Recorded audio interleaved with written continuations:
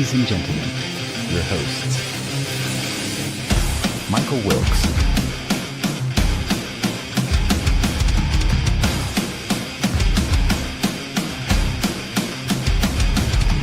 Angel Ortiz,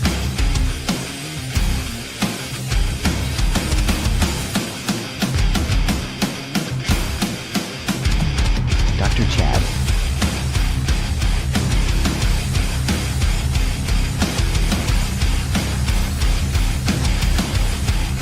and Sam La Cavera.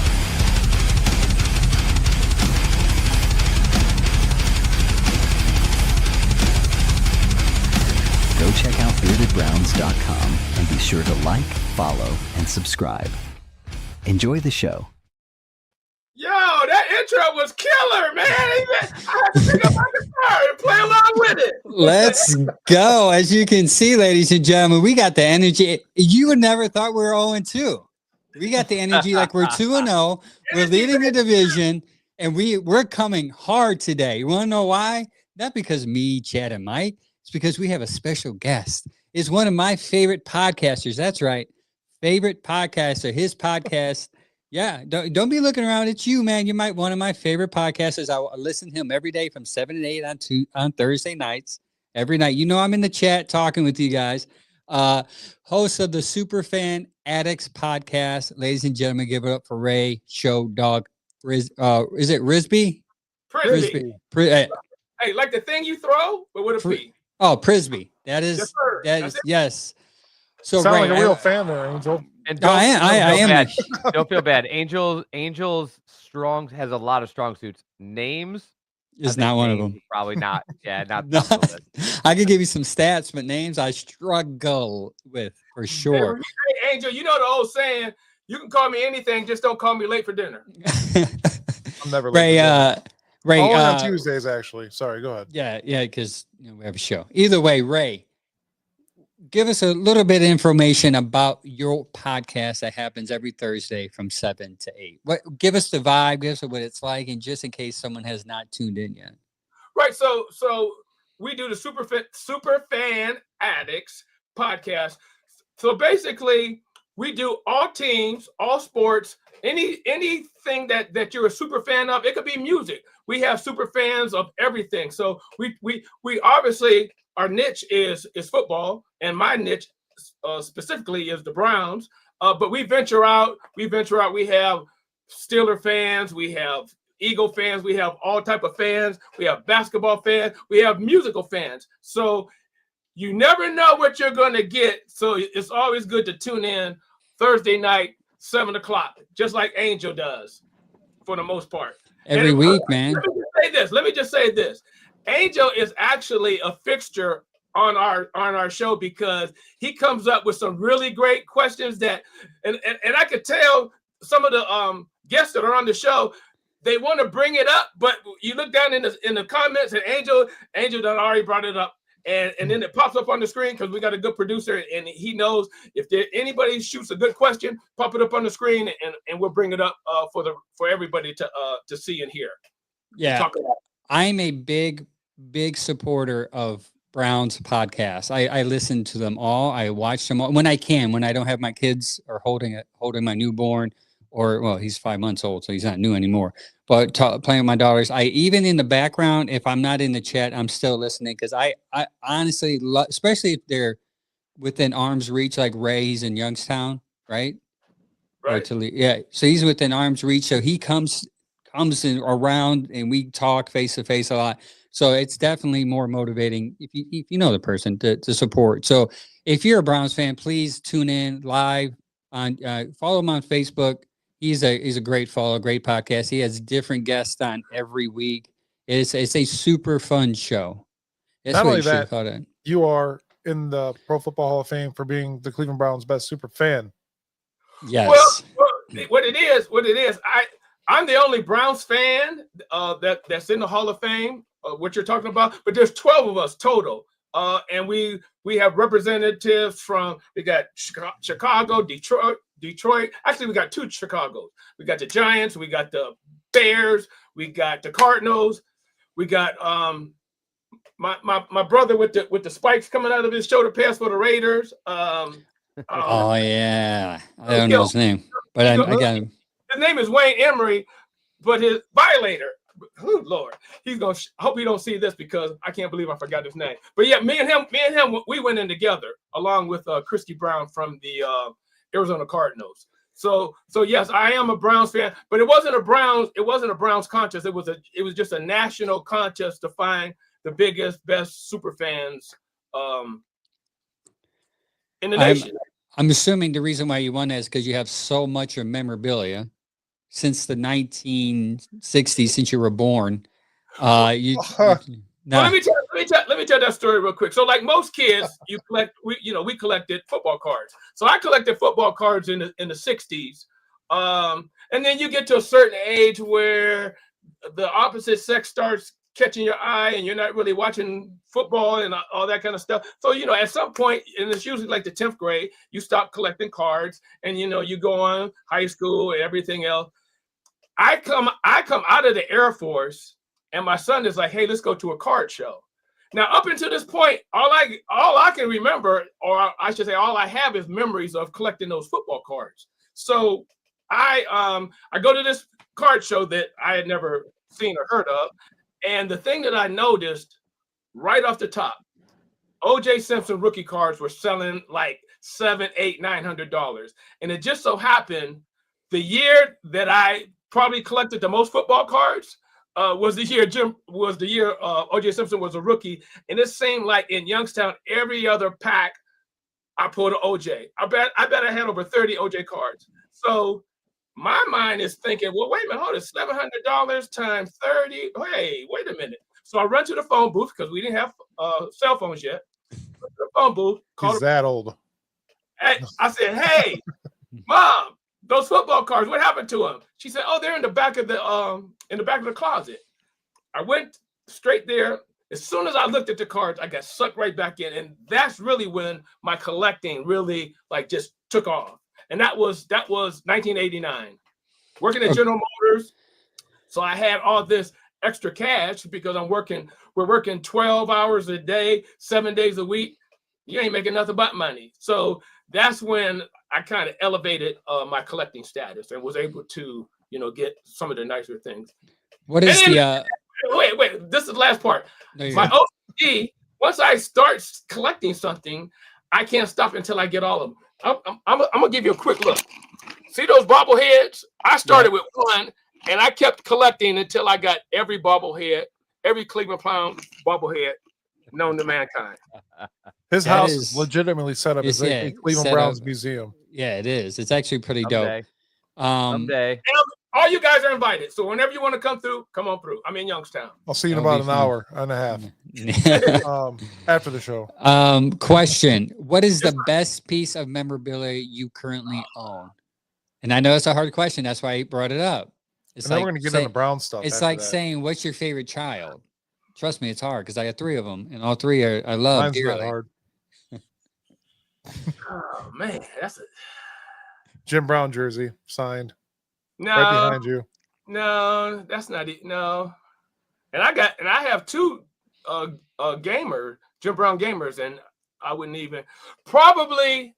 Okay, so a lot of people, except unless you're a hardcore Browns fan, a lot of people didn't know who Ernie Davis was until the movie came out, The Express. But for those of you that don't know, Ernie Davis, he went to the same. Matter of fact, he came up right behind Jim Brown at Syracuse. Yeah, broke all of his records. He was the first African American Heisman Trophy winner. So Paul Brown finagled and traded or whatever, signed him. I have Ernie Davis' original contract that he signed with the Browns. That's probably, and the reason I say Ernie Davis because he never played a down for the Browns. Tragically died of leukemia at the age of 23. So there's not a lot of autographed Ernie Davis stuff out there. And then when you do find it, by all means grab it. So before the movie came out, the contract, and this is before the internet. Everybody read Sports Collector's Digest. That's like the collector's Bible. And listed in there, they had all these contracts, and I seen the Ernie Davis one. I called them up and said, hey, what would it take for you to, stop the auction? And they called me back. We came up with a price. And so, yeah, it has to be the Ernie Davis contract. Nice. Wow. Nice. I have to stop up there. Me and Mike, maybe we'll go up there one day and spend a day Oh, and get some absolutely. food and take a tour. Absolutely. So That's on awesome to video. the show. We have right here. He's gonna be here all night with us. Well, not all night. So we're done with the show. He's our guest. So he's gonna give us his opinion. But before we go into the show, the Super Bowl happened last night. Tampa Bay edged out Houston 20-19. Anybody catch that Super Bowl?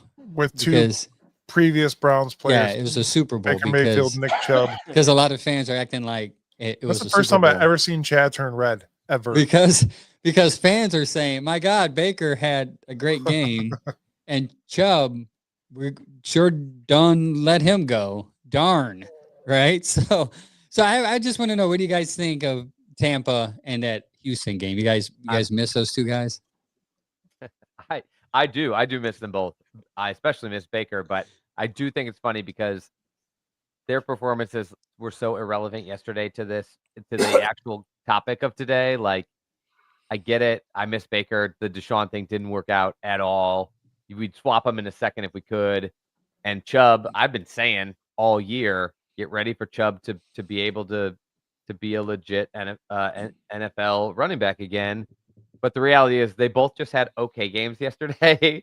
and it's just the Browns would even won one of the two games that they played the last week, it wouldn't be a topic. But because they're 0-2 and because Sunday's game looks so bad, we take like an okay performance by Chubb and an okay performance by Baker, and the entire fan base can like literally explode in just the envy of that era where those two guys played together.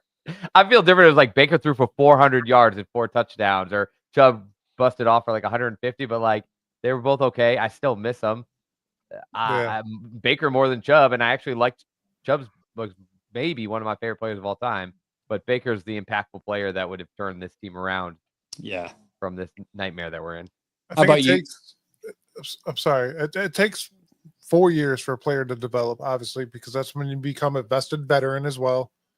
There's so much that goes into it. There was so much animosity in Cleveland with him that it just fell apart, and it just wasn't the time, unfortunately. As much as I hate to say that, I would love Baker to be here, but at the end of the day, he's not. So we deal with the consequences. How about you, Ray?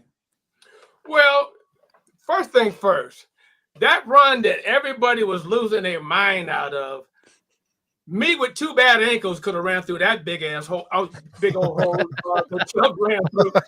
Everybody was like, "Man, did you see it?" I'm like, first of all, nobody even touched. He had to make one cut to the outside. He was untouched. And don't get me wrong, I love me some Chubb, but you do.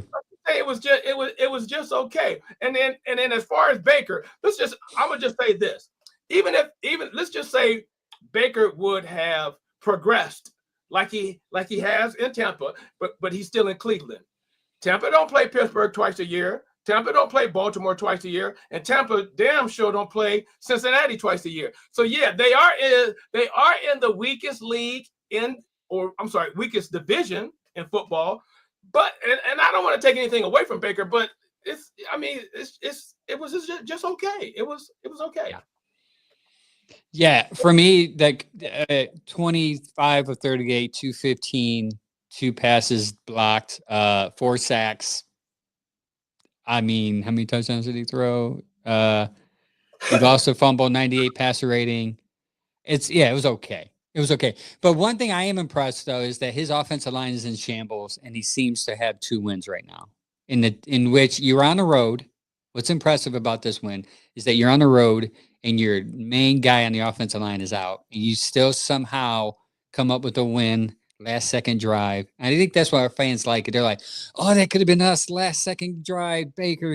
It brought back memories of that. For us, it would have been the drive and a fumble all over again. Yeah. And I agree. I was going to actually point that out, right, that all he did was kind of like sidestep and then ran. And people are like, could have been us. Like, I'm like, guys, Junkins actually had a pretty good game coming off like not playing or practicing at all besides 2 weeks. Like, why are we doing this right now?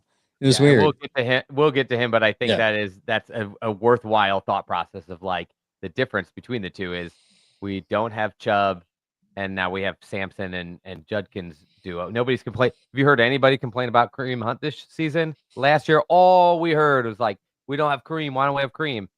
Well, the change of pace back is now Dylan Sampson. In 2 games, I think everybody's like, okay, we probably aren't that worried about Kareem right now. Yeah, somebody on that I think that's the difference. Yes. Baker, you watch us play any quarterback over the last couple of years. You're like, we sure do miss yeah, Baker. we do miss Baker, man. Can we get that Baker guy back? Someone on X said, "Hey, I sure do miss Chubb," and I commented on her. I'm like, That was me on no, Facebook. it was a female. Oh. It was on X, and I said, what do you miss?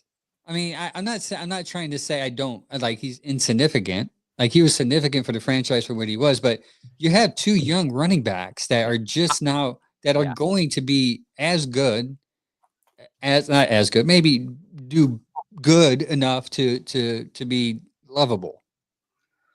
And this is doctor opinion. I think he's going to be good this year. I've been saying it for literally a year. I thought his rehab was going to be fine. I thought he was going to come back. I think barring another weird injury, I think he'll have a good year, and I think he'll have a serviceable year next year too.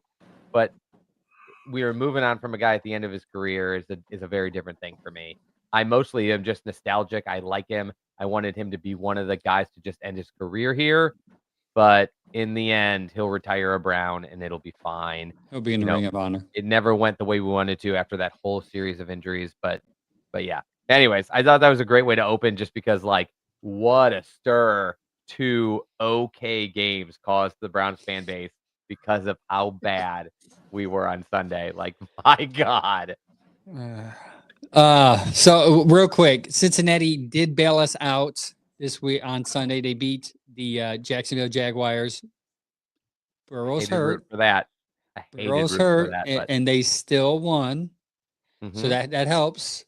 Was it Jake Browning? Yeah, Jake Browning came in and he still had 3 interceptions and still did a last-second drive. The Jaguars handed them that game. Yeah. You want to talk about us complaining about the Browns handing the Bengals a game a week earlier? The Jaguars begged the Bengals please have it. Please find a way to win this game. Yeah, take it. We'll probably keep track of that periodically, the Jags games, because obviously we're invested. We want their pick. They're our second, right? Yeah, they're our second pick. Yeah, the second pick, so we have to do it. Now on to what we're here for. The reason why we brought Ray here is his knowledge of the Browns, and we're about to get into some Browns talk. Technically, right now, Browns news. But either way, it's Browns related. First things first, we're going to take care of business. Shedeur Sanders was going to get drafted by the Ravens. News dropped before Sunday's game. My opinion, I think Adam was holding on to this until this game, and then he's just say, "Hey, I need something to say." Bam! Let me drop this bomb and just have people talk about it, and it worked. It worked beautifully. Mike, what is your opinion? Excuse me. It was kind of irrelevant, as I would like to say, but it's news, so we're going to talk about this. Why drop something for a 4th-string quarterback? Why do it before the game? The kid's not going to play that game. What is the big deal? Why do you save that and drop that before the game? Not only was Baltimore doing their 30-year anniversary, which was already a punch in the face to Cleveland, but why this? Like that? Why? And then for him to get up there and say, you know what, I don't even remember this, which was great because obviously you're not going to want to play behind a guy that's just signed this 5-year contract for a ton of money that's not often hurt. You don't want to be a 2nd stringer. You don't want to be a 3rd stringer. You want to be a 1st stringer. You're going to have to show you're going to have to do your work, man. And there's plenty of speculation going around about why he's passing for this or why he's practicing after the main squads and all that. And maybe the kid can't read a playbook. Maybe the kid can't acknowledge the NFL like he was able to do in college. So there's certain things that go to this, and he's going to have to figure that out himself. It is our job to develop the kid, obviously, but at the end of the day, what is wrong with him something is wrong somewhere along the line. Something is wrong. Yeah. How about you, Ray? Well, I thought I was in high school when I heard this because my first reaction was bullshit. Bullshit. I mean, here, listen. I think I answered it. You posted this the other day, Angel, and I think I might have wrote a couple paragraphs on it. But long story short, I thought the silly season was over with. I mean, that story has so many holes in it for me. It has so many holes in it because one, the way Shador was free falling, he ain't have a clue where he was going or any of that. Secondly, so you're going to tell me that the Baltimore Ravens let it be known to Shador and his people, hey, we're getting ready to draft you. And then Shador and his people, well, hey, no, we don't want to come there because we only want to go to. Come on, man. Next. It just sounded like we're still in preseason and they're just pulling stories out of their woohoo to see what's going to stick to the wall. Okay. Chad, you have very little to say. No, like I said, okay. my take mostly on the Shador thing is just it doesn't follow that far from what you guys said, except for the idea is Shador. Part of the reason Shador fell is because people were worried about the media nonsense. They were worried he was going to be a distraction. They were worried his dad was going to be a distraction. 100%, I think everybody agrees that was a big part of his free fall. So since he's been a Brown, he's stayed under the radar. He's avoiding answering controversial questions. He did it again this time. He basically has done everything he can to say, like, I'm not going to create this distraction. And I think like a story like this is Adam being like, well, I don't care. I'm going to get like a big like boost from this. So I'm going to throw this out there.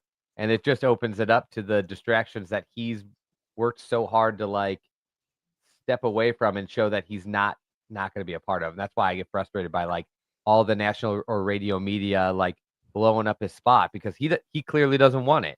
Like if he wanted to be out there like with this stuff, he would create. We've had quarterbacks here and we've seen quarterbacks and players elsewhere that take every opportunity to like be the number one topic in the media. So far, he's not. So it's just annoying to me that other people are trying to like force it like that. Just like you said, that era is that's what 5 months ago. And by the way, I believe this could be true. I believe if it was true, it means another team without a starting quarterback called him also and said, we're going to come get you. And then the Ravens might have told him, and he's like, no, I'd rather go to this other team that just said they were picking me. And that's not a crazy thing if you're trying to compete to be a starter to go to the situation where you'll start. So. I have one more argument to this. Me and Angel talked about this yesterday. So imagine this kid is visiting with teams, one-on-one meetings or with coaches and all that. He comes in there. They throw a playbook in front of him and some film. Remember, he was touted to be one of the number one draft picks in the first round, if not number one, number two, right? 3 weeks prior to some meetings and everything, his draft dropped dramatically. Can he not read a playbook? Can he not watch film correctly? Is there something in there that's the underlying issue? Not Angel? Unbelievable to think. Everybody assumed he was going to understand the NFL really well because Pat Shurmur used to be an NFL coach and his dad is a big NFL person, ex-player. And so I think it's fair to say the assumption from scouts and graders were he's going to understand this stuff great, and that's part of the evaluation.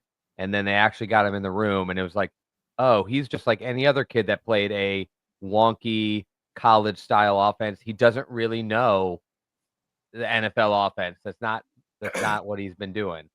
So I think it might have just been a shell shock for people to be like, oh, we assumed too much. So, yes. Yeah. I've always thought that. I'm going to buck the trend here. I think there's issues. And obviously we chat in the group. You guys know how I feel about this. I think there's issues with Shador. And I think there's issues since the draft that's been said that people are just bypassing, ignoring it. Oh, that's not going to happen. If a team said, hey, we're going to pack you as a backup and you're going to back up Lamar Jackson, who, by the way, it's a great organization. or we cannot disagree more that Baltimore is probably the best spot that he should have landed in, because worst case, you would have backing up Lamar. You would have learned a good system, and then you probably would have moved on to be better quarterback, because how many quarterbacks have Cleveland developed here since 99? If you know the answer, raise your hand. It's 0, obviously, right? I'll say Baker, maybe. Yeah, Baker. Sorry, yeah, maybe one Baker. That's it. If he would have went to Baltimore, he would have been number 2, and he would have been developed better than what he's being developed here. He thought he could come at a place and start right away. He bet on himself, and he failed. And now he is the 4th string quarterback.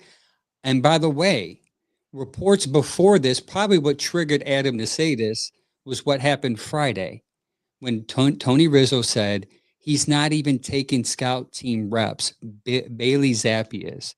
My question then was, why isn't he taking scout team reps? This is all speculative. I'm not saying this is how I think as a person. Does he not know the playbook? Does he have a poor attitude about being on the scout team? My question about the scout team, just before you get into all the reasons, my first thought, because I didn't even take the time to think of it, my thought was they're maybe working so hard to get him to learn the Browns playbook. The job of the scout quarterback is to each week learn the team you're playing's playbook so you can run their plays. Okay.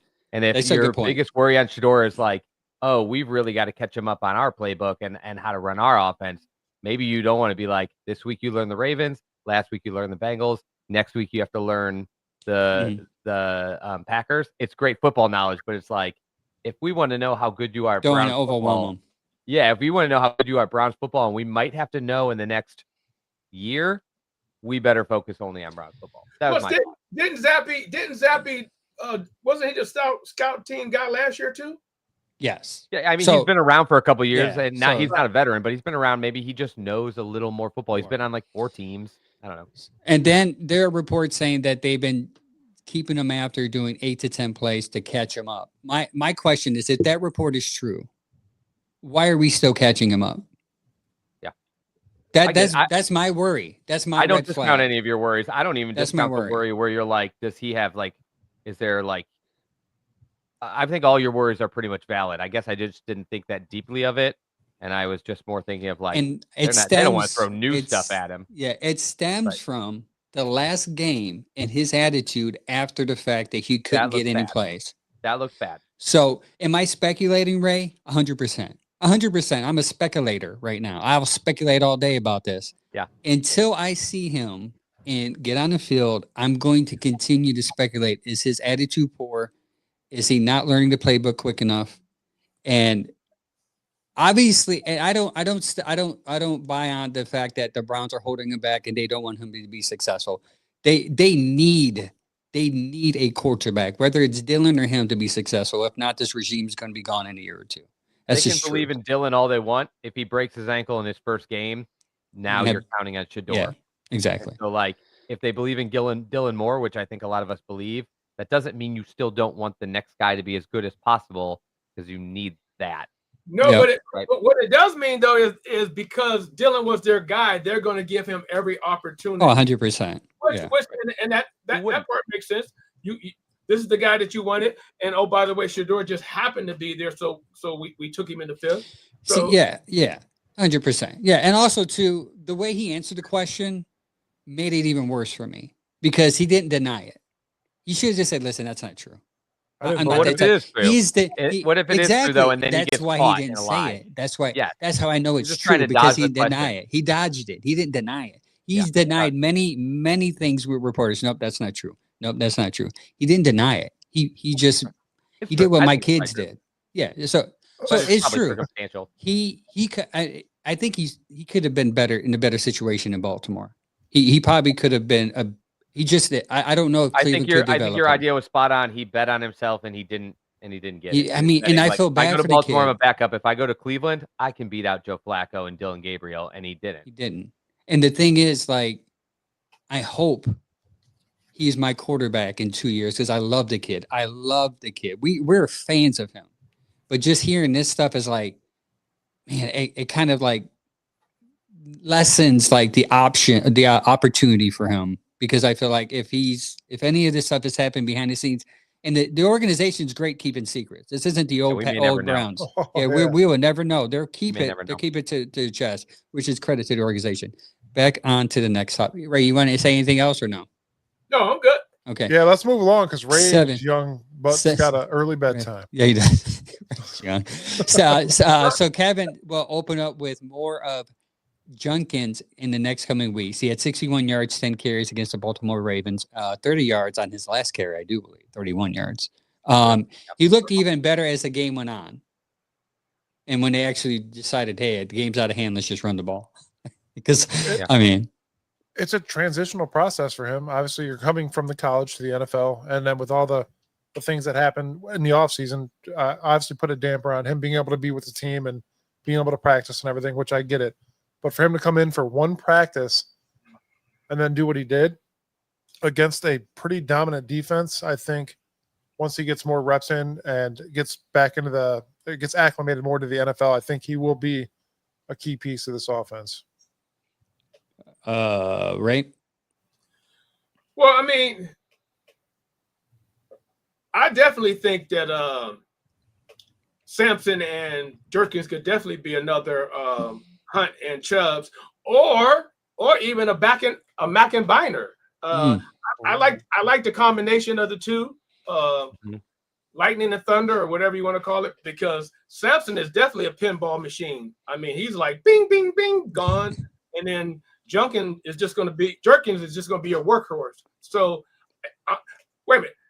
What was the stat, man? What was it again? 61 yards and 10 carries? 10 carries. Yeah, 10 carries, 61 yards. Yeah. So that's 6.1 yards a carry? Yeah. I'll take that. I will say we're going to get pushback for this, and I always do. Every time I bring that up, somebody goes, well, he had one big one. Newsflash to the NFL. When you average 6 yards a carry, you don't really get 6 yards each carry. That's an average.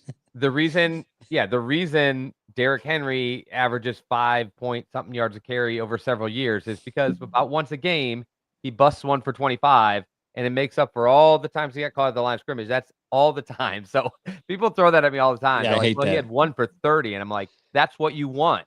Well, if you want take that one for 31 30. away, he's averaging 3.5. It's like, no, Yeah. you can't take it away Yeah. because he And does if that you once a take the game. 2 he got caught behind the line of scrimmage, it's just that's a how game. averages work.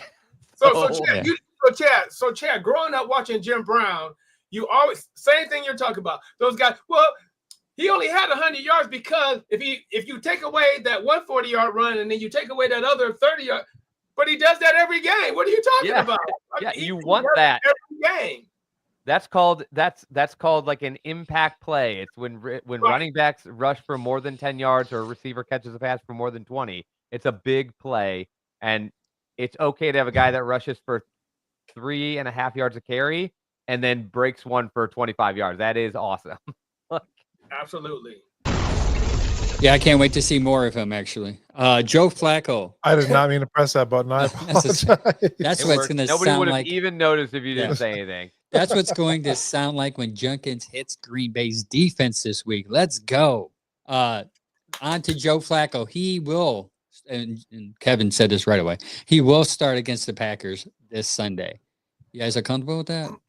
I am, only because I don't want to put somebody like Dylan Gabriel amongst that defense right off the bat. His first start should not be the Green Bay Packers. At home or not, I don't care. Maybe with the Vikings in London or whatever it is. But start Joe Flacco, see what he can do. See if he can come out of this funk. I mean, maybe that's it. Just, I don't know, going back to his old home. I'm trying to give the guy an ounce of faith here. Just 1 ounce of faith. Yeah, he's due for a good game. It might be here. How about you, Ray? It's possible.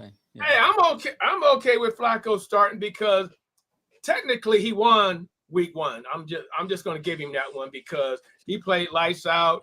The 2 interceptions were ricochets off a hand. We had a kicker that forgot how to kick. So really, I'm 1-1 with Flacco, and he wasn't horrible last week, but we found out that he's pretty much a statue back there. But we'll talk about that later. But yeah, I would start. I would go with him because, like Mike just said, you don't want to get indoctrinate a rookie with the Green Bay Packers. Yeah, for me, it has nothing to do with the competition. I get that. That's relevant. I think I bet the Browns coaches are thinking about that. For me, it just has more to do with if they're confident that he's ready. If you Mhm. think if you're 100% confident he's ready, I don't care if you put him in against a tough team. If you're even just 20% like not sure, I do not think he's a season-saving Jaden Daniels walk you to the playoffs as a rookie level guy. I'm not counting him out, but I don't think he's an instant impact superstar, or we probably would have seen more things that make us believe that right away. And so if he's not going to save your season, I think the best thing you can do for him and for the team is try to put him in the best position to win. And maybe you guys' point, it has something to do with who we're playing. From my point, it has something to do with when you are like, this guy is ready. Let's get him out there. Like Flacco's not playing well and he is ready to go. And so if that takes 4 weeks, I think a lot of people are thinking around like week 5. If it takes 7, if it even took longer, which is tough to stay patient for, if Flacco keeps looking like he looked this week, which I don't expect. I think he'll be up and down. I do expect a lot of like up and down. But to me, Gabriel has a lot less to do with like Flacco and or the competition and more to do with their belief, like, are we putting him in the best situation? Or if we just waited a little longer, does he have a much better job to have a better career? Yeah, I agree with everything Chad said, so I'm not going to repeat it. I do think they're going to start him when he's ready, and I hope they start him when he's ready and not rush him because Flacco may look bad. I hope they're not going to be like, oh, man, Flacco's been horrible. Let's start this guy now, even though he's not ready, because I think that's going to backfire. Touch But base with us really quick. People hate this. But by the way, if you are a believer of what Angel just said, it's the one reason you want to give your coaches and GM and some of your guys confidence that their jobs aren't dependent on like just wins and losses over 2 months, because that's how you get guys rushed in out of desperation. If these guys felt like they were in the hot seat and they felt like I'm going to end up getting fired mid-October and I don't want that to happen, I think that's when you get rushed decisions, and that's happened so much in the Browns' past that I'm almost hoping they've learned a lesson from that. It doesn't mean they shouldn't have any pressure on them. I just mean don't make them feel like they need to make desperate decisions that can actually hurt the team. That's a bad situation. Yeah. While I get we were playing against a good defense, I want to add one thing. I said in the beginning of the year, Joe Flacco's good for maybe 5-6 games. By week 4 to 6, somewhere we're in there, we're going to see another quarterback. That just happened to happen Sunday. And he looked pretty fast. Dylan Gabriel did. But anyways, on to our favorite segment, the good, the bad, and the ugly.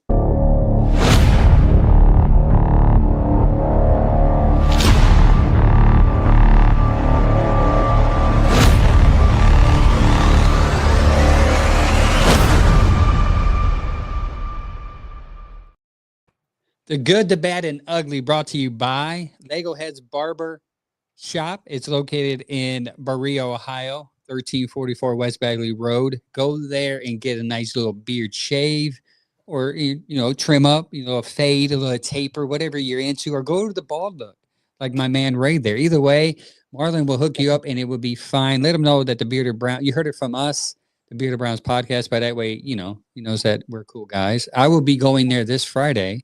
And I would be getting a haircut and a lineup because Saturday I'm going to be hanging out with the Here We Go Brownies crew. And hopefully I get to see Ray. Hopefully. There's an event going on. And then afterwards I'm going to hang out. Hopefully Mike will be there. My anniversary weekend. So we'll see. I know. Well, no pressure. I mean, it's just your anniversary. There's lots of pressure. What do you mean there's no pressure? I'm just joking. That's more important, obviously. But I'm going to go there to look fresher. Shout out to Marlon and the Lego Heads crew over there. Get a haircut and let them know we send you. Also, they have beard balm, beard oil. They have a lot of cool stuff there. Good, bad, and ugly. Who wants the good? I got the good. Okay. So I think before I even throw it out, I think I'm going to get a little pushback on this because of the final score.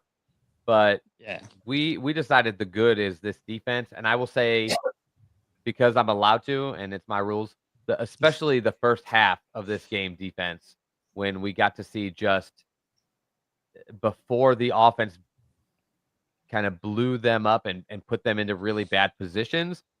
This defense like really held up against a incredibly strong Ravens offense that we watched throw 40 points on the Bills. And so like I said, for anybody who's going to blow me up, if you can say like they put a ton of points on the Browns, but also basically the same amount of the Bills, that's the conversation I want to be in. So I just think the Browns defense like continues to look legit both on a game by game basis and on a like let's look into the future basis. We have an incredibly we had some weak spots, but we have an incredibly strong defensive line. We have apparently very good linebackers. I think we have 5 players that PFF has ranked in the top 10 at their position. And so to me, the only good you really see coming out of this game was that for at least a half, and maybe if there wasn't so many problems the whole game, this defense held up to a very strong offense. And I'll say one of the best ones we're going to see this whole year. So Yeah, on to the bad. Ugly. Sorry, your turn. No, Good. No, yeah, your turn. Bad. Good, bad. Your turn, Ray. Sorry. I thought we were saving me for last. Oh, You we can. Okay, ugly. Costly turnovers. Everything. You got the punt block. You got the interception. You got the fumbles that Joe Flacco did. All that translates to 21 points for the Ravens, and you end up losing by 24. So no, actually more than 30-something points. And goes back to 30-something points. What Brett goes back to what Chad said. The defense gave up 40 because you put them in short fields 3 times. That's 21 points. Yep. If the defense is continuously, especially late game situations, after playing short fields, they're going to get exhausted. They're going to get discouraged. They're human. Listen, they were first and the goal after that Hopkins catch on the goal line, and they stuffed them, right? This defense can only do so much. This offense, they need to figure something out of this offense. We'll talk about it later. But definitely the ugly is the turnovers. Again, you're minus, if you want to count the punt block, which we should, by the way, you're -5 in the turnover ratio early in the season. On to you, Ray, the bad. So the bad. I mean, here's the thing. There was so much bad to go around. I'm gonna have to spend a roulette wheel, the wheel pick, because that's how much bad it was. And it's stopping at offensive line. So, and unfortunately, that offensive line has gotten old right in front of us. In how they say in real time, and that's kind of why I was a little hesitant on the earlier question on starting Flacco. My only thought was, at least with Dylan can get out the way because that line's gonna get somebody killed, and he is mobile. But yeah, that line is going to get, and I don't see how it's gonna get any better. So Flacco's going to be in for a long year if they expect him to hold up behind that line. But yeah, that line was pretty bad. Matter of fact, it was bad, borderline ugly. So bad and ugly. We could ugly. Yeah. Bugly. Either way with it. It was bugly. Yeah, exactly. All right, ladies and gentlemen, I'm about to go to the game recap. Game recap will be brought to you by Cleveland Ketchup. By the way, Ray is on a Cleveland Ketchup cam right now as you're looking at his beautiful face. Shout out to Cleveland Ketchup. Go to their website. Use Bearded for 10% off your order, and you'll get some wonderful ketchup, mustard, mayo, and some chips. Hey, man, if you have a holiday coming up, man, just go there, order some stuff right away. And by the way, their jalapeno mustard, delicious. And mix it with their ketchup. Amazing hamburger, hot dog, whatever you put it on, it's great. It's a little kick to it, but not too much of a kick where you need water. It's amazing. Everything's amazing. Really good. Game recap. We're going to start with the defense. Mason Graham and Carson. I think that's going to be the theme, right? Obviously, the theme this year is going to be defense first. Because we're going to make you guys happy, then we're going to end with the offense every week. The rookies on Mason Graham and Carson. What you guys' thoughts? I honestly think Mason Graham is going to be a pivotal piece for the defensive line. Or the defensive line. Sorry. it's not all about just sacks. It is about pressures as well, which he's obtaining pressures, but he just puts a damper on the offense. Being able to run stop as well is crucial because you've seen him put Derrick Henry on the ground a couple times. That was awesome. I'm like, this guy is what we thought he was, I think, in my opinion. Carson Schlesinger, I have the guy's jersey. That enough said. I mean, I bought the guy's jersey, and I think that guy is going to be, I don't want to say the replacement for JOK, because you can't replace JOK, but again, another pivotal piece to this defense that could. Can you imagine JOK and Schlesinger out there together? And draft Downs. Some people aren't going to love this take, Mike, but I'm actually going to. It's early. Everybody knows I'm not like an early guy. I like to let things play out, but it would not shock me if by the end of this year, a lot of people are thinking that Carson Schlesinger is just a better linebacker than JOK, and JOK would be the piece to bring back to add to Carson rather than Carson being a piece to add to JOK if he comes back, because and JOK was incredible by the time he left. It took JOK like 2 years to kind of develop into this linebacker, and some of it had to do with the way he plays, but it took him like 2 years to really hit his potential from like, oh, he actually is a pretty good piece, he's a starter, to, oh, he's one of the best linebackers in the NFL. Carson Schlesinger looks like one of the best linebackers in the NFL now. And that, like, it doesn't mean he'll just keep getting better. Maybe this is him, but like, Jesus, he looks incredible. I think he's the 10th of all linebackers on PFF. 11th. And is he 11th? And I guess maybe one of the guys from Monday Night Football yesterday took that spot. When last I looked, he was 10th. So 11th out of like as 70, a rookie, probably. 73. And not just a rookie, starting at the mic, calling the plays with the green dot, and after only 2 games, and like the offense of the Bengals, it looks shaky now, but like nobody disagrees that Joe Burrow, who he played, is a top quarterback in this league. And nobody will disagree ever that Lamar Jackson is maybe going for his another MVP. And so like he's doing this. I mean, that's his job is not just tackling the running back. It's trying to run a defense against those 2 quarterbacks, and he's done it. I also think, like, I don't want to downplay Mason. Like he's doing really well. His PFF's grading is well. He plays a position where like he's not going to have crazy stats or be seen as much, but he's already same thing. Carson makes him look worse because Carson's so incredible already, but like he's making an impact immediately as the starter, as a rookie.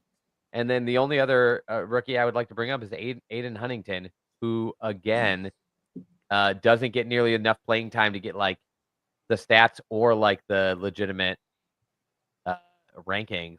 But the guy is playing in multiple phases of the game, and he's just an incredible young defensive rookie piece. That these 3 guys make me very excited about where this team can make up some of the ground for as these superstars like Ward and Garrett get older.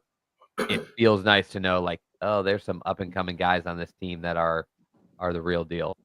Yeah. It also makes you feel like you don't have to fire your GM, because clearly, at least at the top of the draft, now that he's picking at the top of the draft, you don't feel like he has no idea. Yep. How about you, Ray? Well, here's the thing. I was a little reluctant and hesitant about the whole Mason Graham pick. As a matter of fact, We got a converter.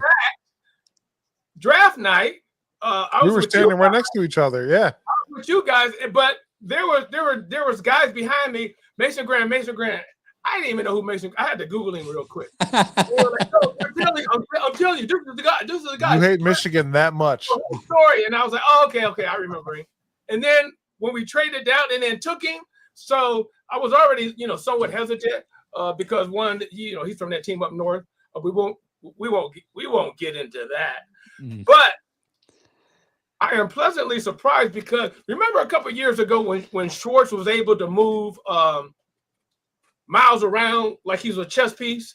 Yeah, he's doing it now. He's like, so what does that tell you that he's moving him around?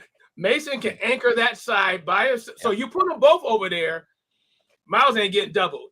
You move Miles around, Mason can anchor it. So so that's just with Mason. Now with Carson, I don't know what y'all looking at, but that's the second. He should have number 57 because he's the second coming to Clay Matthews Jr. Yes. And that blonde hair coming. I'm like, that's Clay Matthews, but he's why is he wearing the wrong number? As soon as I seen him. So I love the fact that y'all brought up JLK. I never ever thought JLK was a linebacker. Was he 210? Yeah, he's small. That's too. I always thought his natural position was safety. So in my mind, if he comes back, move him to safety and then move him around. You bring him up in the box, cool. Pass him down, drop him back. Now you got an extra linebacker, or you got. It reminds me of Jack Tatum because Jack Tatum played that will linebacker or whatever at Ohio State, but when he got to the Raiders, they put him at safety, and he terrorized the secondary for. Well, y'all remember. Well, y'all might not be old enough to remember. We're not. I remember Tatum though. Tatum was a beast back there. I think it would add to JLK's longevity health-wise too if he's back there at safety because he's just them big guards and tackles and them big running backs coming at you and you like all of what 210?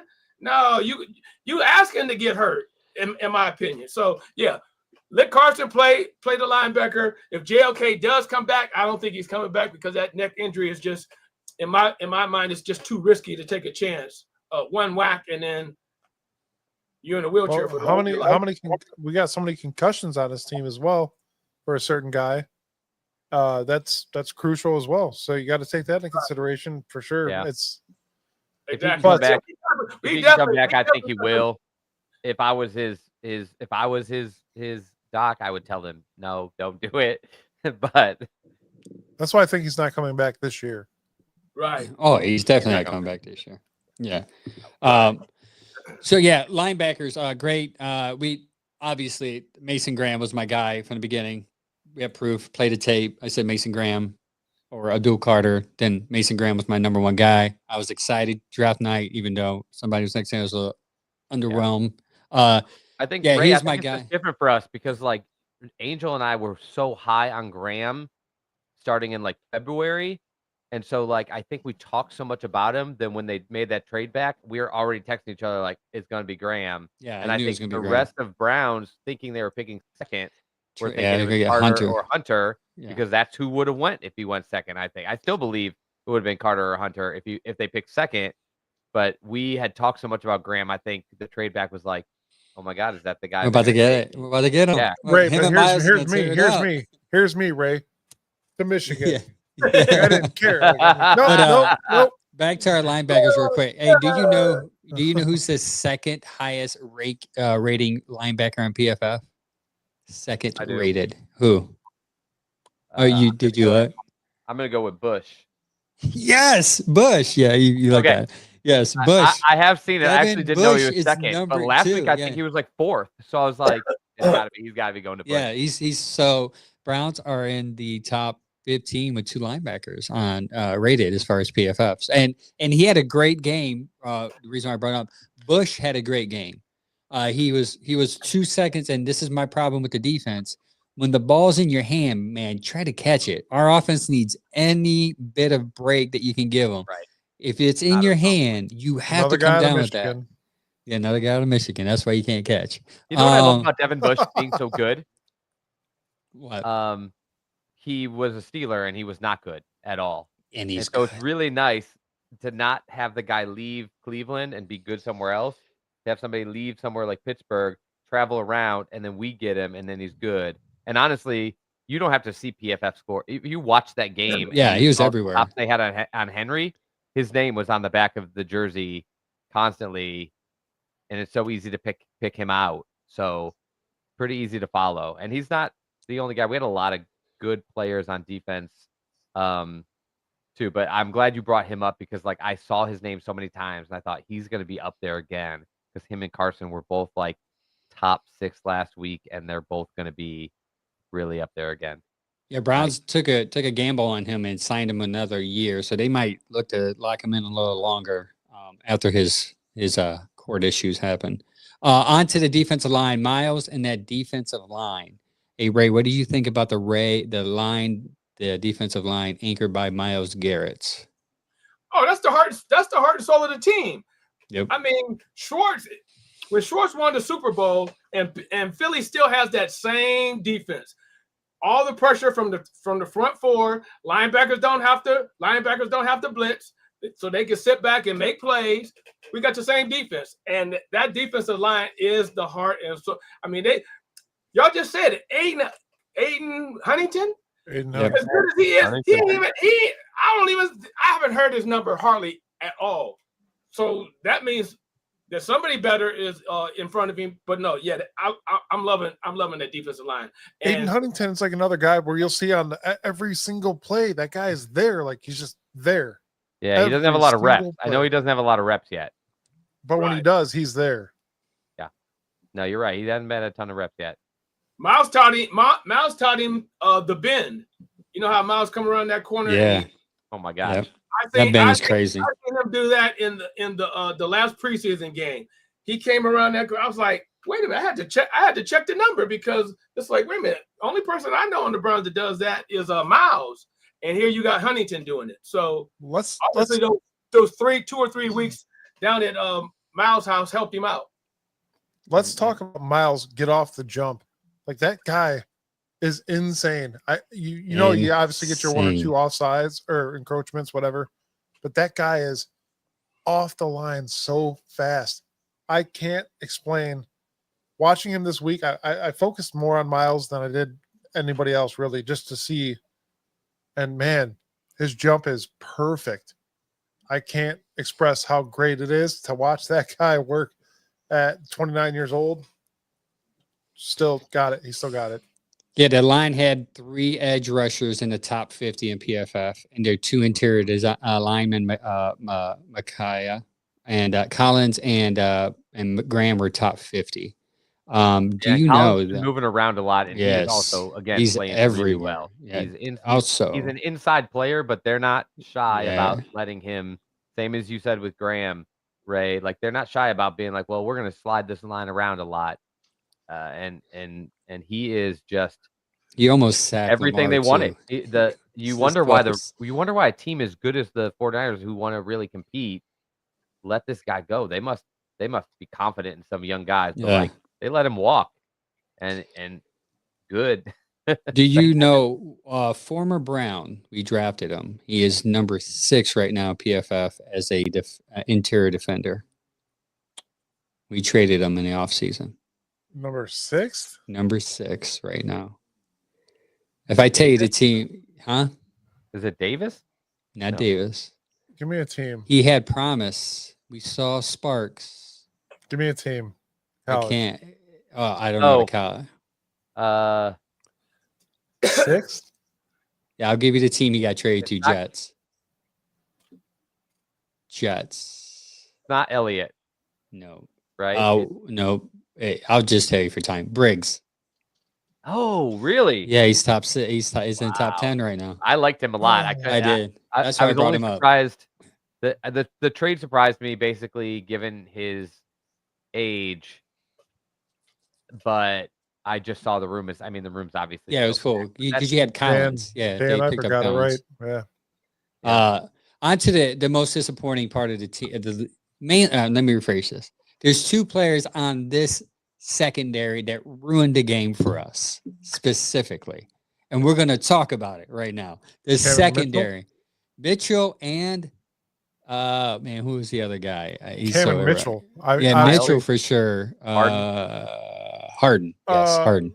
Both slot corners. Both nickel corners, which we've talked about all year. We don't really have an answer at nickel since preseason. You're like, we don't have an answer at nickel, and then Denzel Ward, who's not scoring great, but we've seen him playing pretty well when the ball's coming his way, and Newsome's playing as good as what he looked like his first 2 years before they moved him to nickel.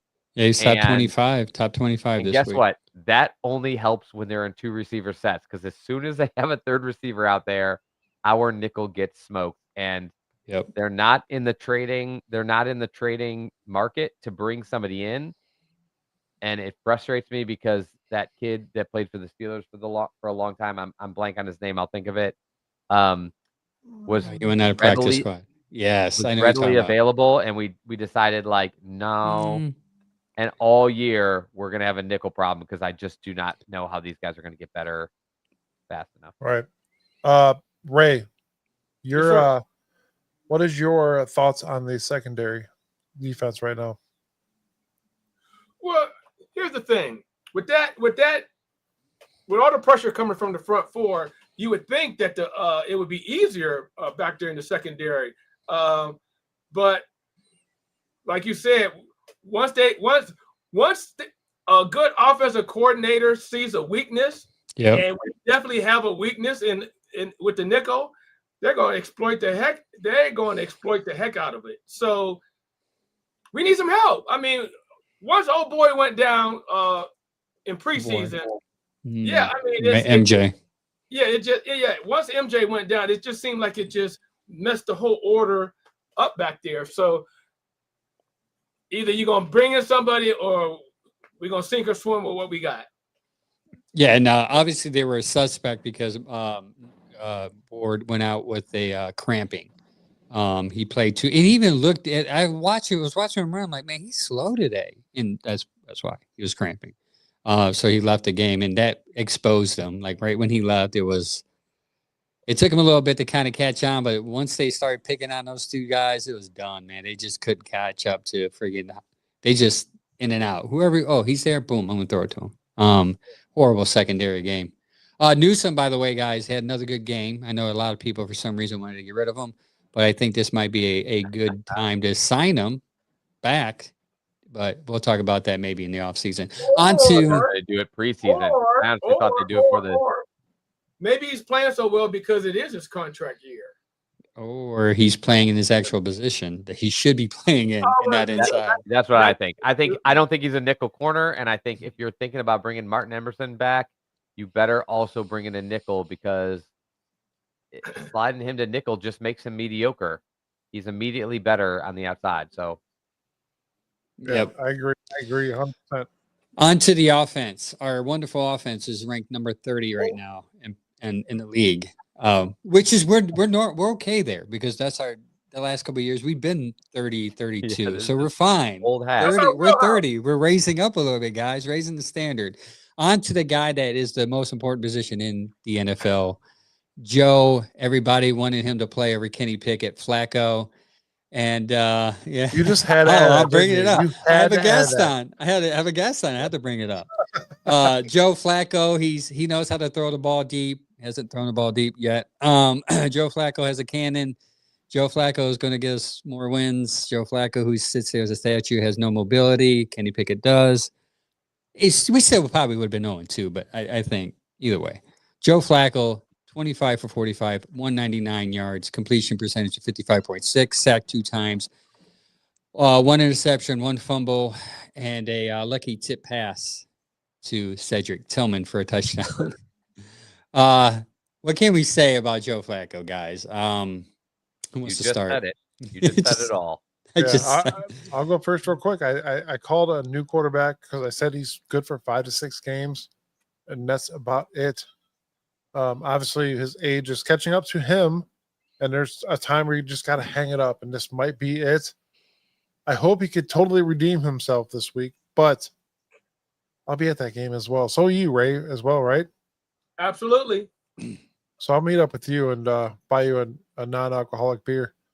But, yeah, we will see this week. I mean, obviously, you're going up against a tough defense. And that's going to be a huge factor in this week coming up. They just added possibly the second best rusher in the league. Yeah, at home, like you Joe, you got to win this one, man. We all know he's capable of throwing 2 picks a game. Just so and he much has. that goes into this. He literally has the last 2 games. He's thrown 2 picks a game. Unfortunately, and then the fumble. There's just so much that goes into this. It's kind of saddening. Yeah. Because We're losing Mike. We're losing Mike. We're Mike losing no, says, listen, hello, guys. darkness, my old Cleveland. Okay, He's slipping into the darkness. Listen, Mark is the Cleveland- positive guy in the show. Now week I 2, he's I like, try to be. I try to "Alright, be. But guys." Cleveland had Yep. so much expectation for this guy coming in.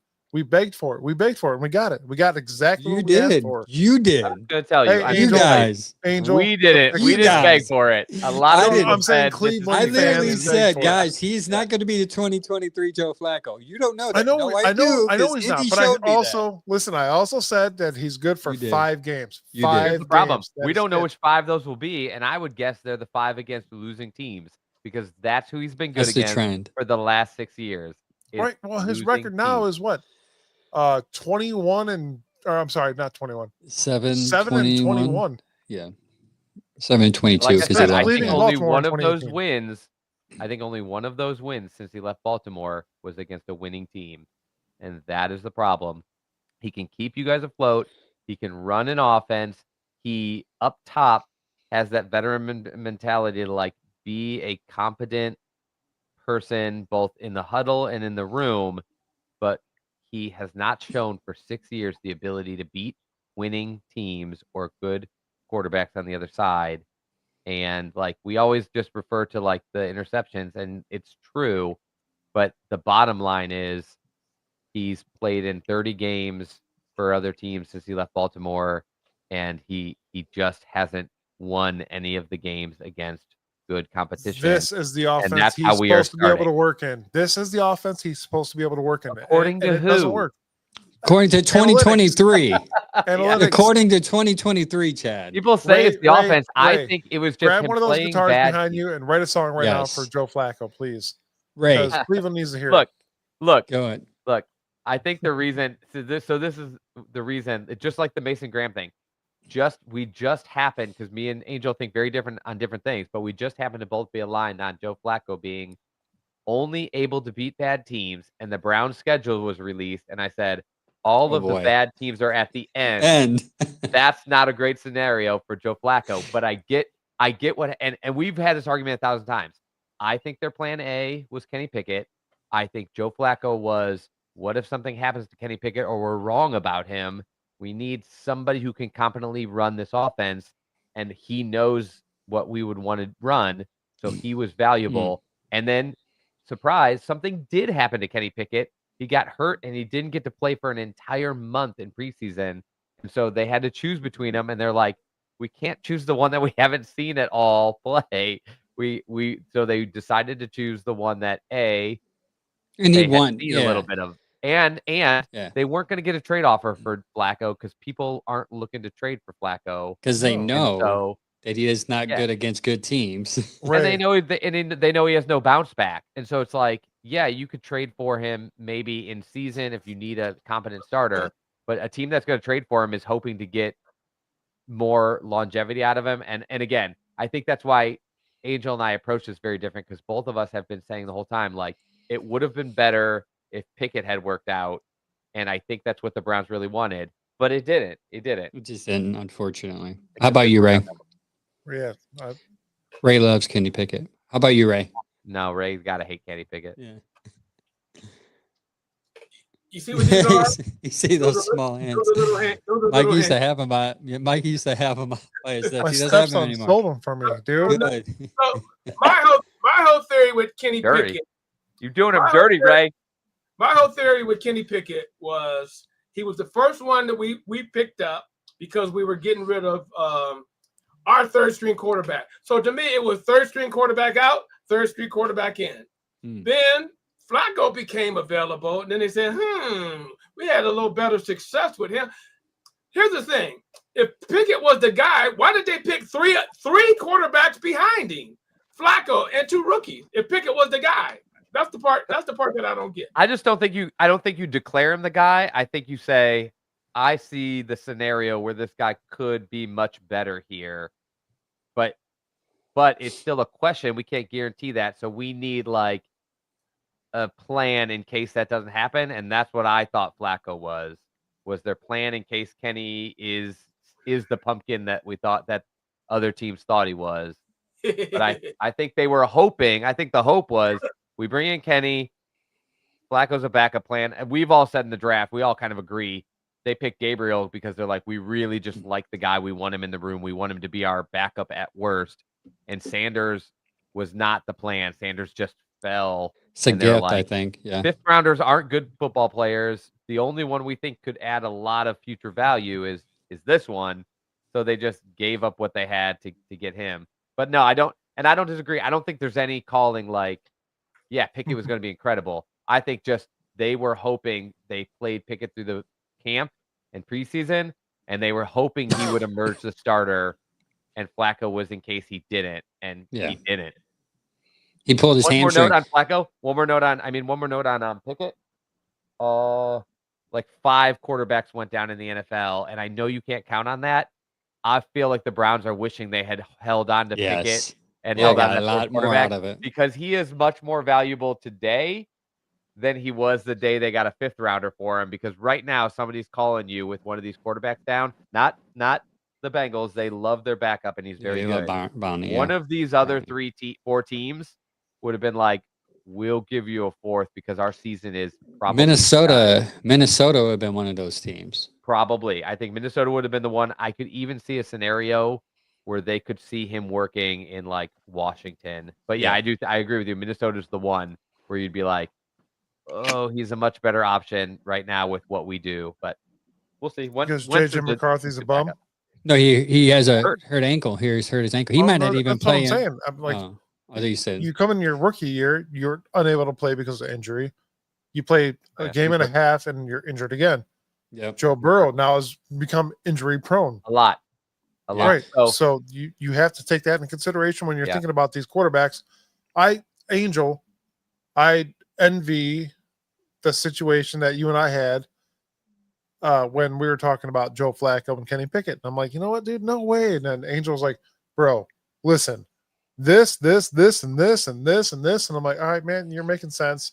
He would have definitely been a different quarterback than Flacco. I don't think they would have ran the same type of offense. I think they want Flacco to throw deep. And I think Pickett would have threw the ball out quicker.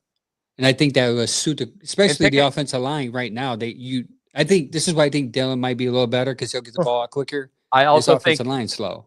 I'm glad you brought him up because I also think part of the reason Pickett is gone is because they're like, by the end of training camp, I think they thought Gabriel's doing a lot of what we were hoping to get out of Pickett. So maybe we don't need him right now. Dan says the Bengals signed Sean Clifford today.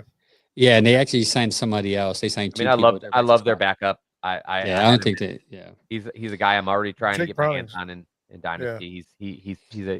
He's a very capable backup, and that's why they're not going to be looking. But yeah, I mean, you've got some situations where and by the way, Geno Smith is not looking incredible. It would not be a shocker if we see Pickett and either Angel and I will look stupid or will look smart by the end of the season because I do believe there's a chance he plays at some point. Pretty good. One more thing on Flacco. How bad was Flacco against the Baltimore Ravens? His estimated points, EPA, which stands for estimated points added, was a minus 27.10. So for those at home, that means he would have been better off not being out. Not playing. Basically, when he's on the field and he has the ball, he's giving you negative points as opposed to positive. Yes. So, yeah, not good. Not good. He just horrible. Move on to what's next. The offense, the rookies. The rookies of the offense. Yeah, basically the offensive skill players. We can't talk about the offensive line next. It can't be that much bad in a row. We got to move on to the rookies. We're gonna you got QJ, Sampson, Fannin, and Gabriel, the rookies on the offense. Look pretty solid. Gabriel came in during garbage time, so you can kind of take that with a grain of salt. They're playing soft. I would say all you can take from that is like, well, it didn't look terrible, so it shouldn't get your hopes up, but at least you don't have to feel like it's a crash. We already talked a lot about QJ. We all agree, like, for 2 practices and for, like, being gone for a month and for being, like, on a snap count, that I think Coach said he was going to try to keep him to 10 to 12. They ran him 10. But everything, again, feeling positive there. Dylan did not have the impactful game against the Bengals, but he continues to be just a weapon. And Harold Fannin is better than everybody expected, obviously, or he wouldn't have went in the 60s. Yeah, I agree. Somebody just brought up Bond. again, not that impactful yet. He shouldn't be. He just got on the team. He has no idea how this offense is run. The fact that he's even out there means that you have something that they like. And so that's a good sign. Yes. Ray, what do you think of these offensive rookies? Like, honestly, I want your obviously they're going to be impact players for this team for the upcoming years because they've all signed now as well. So, Well, I mean, you gotta love both running backs, Mackenbiner or Chubbs and Kareem. You gotta love Fannin. I mean, tight end to go with Njoku. the bow-legged tight end. Yeah, they said that on the broadcast, by the way. I couldn't believe it. I was like, they just shout it out. They Bow-legged. cannot get. It's like talking about Kenny Pickett's hands. They cannot get over talking about the weird Yeah. kid, the way this kid runs weird. Sorry, Ray. Go ahead, man. Yeah, but So you gotta like the tight end. You gotta like, but here's the thing. I like some of the undrafted rookies, especially what's the little Blake guy? Whiteheart. The little guy that quarterback at Kent State. He pulled the hamstring. He caught that nice pass. Oh yeah. Floria. Oh, Floria, yeah. Yeah. I I love him. still think he could be back one day. Oh, absolutely. I do as well. I love him. And I love is it Gage? He's Yeah, Yeah, back. he's back on. The Yeah. other wideout. I mean, You'll probably see him this week. He's going to return punts for sure. He made it through waivers. He's back. Our punt He'll be returner got he'll a be on the head roster injury, because Bond so did there's a not chance do he could well. be pulled up. Bond did not do well during kick returns. I'm Yeah, pretty Bond sure has to be Gage better will be at that. there. That's something he needs to be good at. I think. Yeah. In my opinion. Sorry, go ahead, bro. right. So yeah, I'm excited. I'm excited about our rookie class. Both sides of oh shit. Both sides of I'm sorry. You got all that ancient By the way, equipment in the house. That was all based on excitement about the rookies. No, Those of you listening, that was a killer hornet, and I don't know where it came from. It came from that Jim Brown jersey. It's so old back there. It's just made it home. This is live, y'all. This is live. Back to the show. for somebody who I don't know who brought up Bond, but he had 28 snaps last week against Baltimore, 21 passing, 7 running snaps. So he's out there. He's just not impactful. Yeah, he's out yet. there. And I just think I think the fact that he's out there tells you like they're gonna make him impact. They're very heavy on being like, we're gonna find ways to get him involved. But I agree with but my point stands with what Angel said, like a guy like that has got to be a contributor on specialty. You got to be able to return a punt for this team if you're not a regular offensive contributor yet. yeah, I think that's They're why they good called for- Gage up. They was like, dude, we need to get this guy more acclimated later. So Gage looked more comfortable during the preseason. I wouldn't be surprised if Carter stays out because he does have a concussion. You have Gage in there, and Bond goes back to what he was doing before, which is wide receiver slot. Trick plays basically. Yeah. On to the O-line, which is probably the outside of Joe Flacco, probably the most disappointing of the week, in my opinion. Jones, pre-snap penalties. Conklin, I don't know. He's something happened to him, stub toe, Got hurt poked in the shoulder. No, he's actually was out for his shoulder. It's an elbow sprain. Yeah, elbow It's an elbow sprain. sprain. Which Probably which he's reaching out to had- cover his eye when he got hurt. Yeah, he's had that elbow injury before, much more serious version. So it does kind of worry me. That it's not, they do this thing. The Browns do this thing where they're so quiet. You're like, oh yeah, he's actually not out. He was limited at practice and he had an elbow injury, and you find out later, like, oh, it's like surgical. So I'm just saying, like, I'm not saying that's what it is. I'm just saying, don't be surprised if some of these guys' injuries are worse than the Browns lead you to believe, where they're like, oh, it's a last minute scratch. Like, Yeah. that doesn't mean he's not going to be out for like multiple games. Yeah, they tend to kind of lie or They downplay it. downplay it, and Mhm. they lie basically. The offensive line, Wyatt had a pretty bad game. Pass blocking, 4 pressures, three hurries, 1 sack. Pass blocking score was 67. Run blocking zone score was 60. Run blocking gap scheme was 68. He was bad. I mean, couldn't block, missed assignments.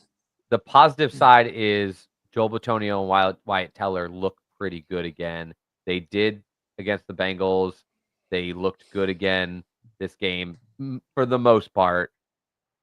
But what does that mean if the guy in between them and the guys to the outside of them aren't good because they're not next to each other? That means you have no strong side of the line, and your bookends are bad.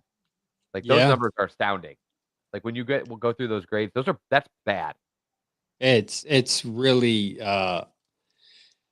it's alarming when your best pass blocker, I believe, for zone pass blocker was Lucas. No, run block gap scheme was Lucas. When it comes to run blocking, if Lucas was your best pass run blocker, that's not good because Lucas is technically your backup. Yeah, and also he can't pass block, so you don't want him to be your best run blocker. Yeah, so I mean, it was just bad all over the place, man. They allowed a lot of pressures. I got it written down here. A lot of they're in this, and that's why like when I was really down on Flacco after the game, I was like, this dude's slow. This dude. I mean, all of it's true, but then when you look at the 22 and you have someone break it down for you, and he's pointing at the offensive line and how they missed assignments and how they're double blocking the same guy, allowing friggin' which was the same thing as last week. They were double blocking guys, and they're like, once this guy's secured, one guy has to bounce to the linebacker, Queen. and they're both just driving the same person. And and they giving let play away. And they You're let the letting them best have a player free go. Like rusher. Queen was getting in there the whole time. Like they tried to have Dylan Sampson block. Like Dylan Sampson's like 100 pounds. He got so blown up. He got blown and that's up. the reason I've said this to people before. That's the reason Ford is there, and people hate this because Dylan Sampson is a change of pace back, and he's a talented back. He's like 180 something pounds. He's not your third down back yet because he cannot block. Yeah. And guys are going to crush him, and they did this game, which is the reason, as much as people hate it, Ford is still on this roster because you need a third down back, and Dylan is much more dangerous of a back, it looks like, but he cannot come in on Can't third block right down now. if Yeah. somebody's going to run him over and kill your quarterback on 3rd and 5. Yeah, he's got to learn. He's got to learn to block. More on to the offensive line. 22 total pressures, 2 sacks allowed, 15 sack yards lost, 6 hits, 11 hurries, and 5 unblocked pressures. It's a long day for Joe, man. So someone that can't move, right, Ray? He's moving around. He got all those pressures coming in. Yeah. By the way, we would consider this because we talked a lot of shit about Joe a few minutes ago, but it is worth considering that this line is terrible. My only thought is when that wasn't the case, he still looked bad, and that's rough. But no quarterback's going to thrive playing a great defense with this level of like incompetence at the offensive line, and they're coming off their new scheme back to their old scheme, and the most disappointing person on that line definitely to me is DeJuan Jones, because at least Wyatt Teller and he was horrible. Wyatt Teller and Bitonio are like the two guys that can still play, but they're not headed towards their prime. They're older, especially Joel. Postich was okay for over 2 games. He was a serviceable starter, not a star. Fine.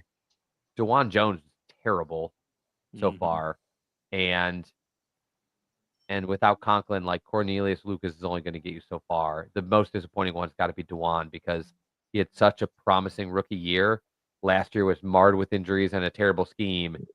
I think everybody, even though he's transitioned to the left side, and I'll give him a grace period of this season to like figure it out. Everybody expected at least him to look like a starting NFL player at that position, at least a serviceable guy, and that's not what we're seeing. Yeah. How about you, Ray? Anything to add to the offensive line and what you think they can either improve to be better, or are they just useless at this point? Who, me or Mike? You, Ray. Sorry. Oh yeah. So we got 2 first-round draft picks.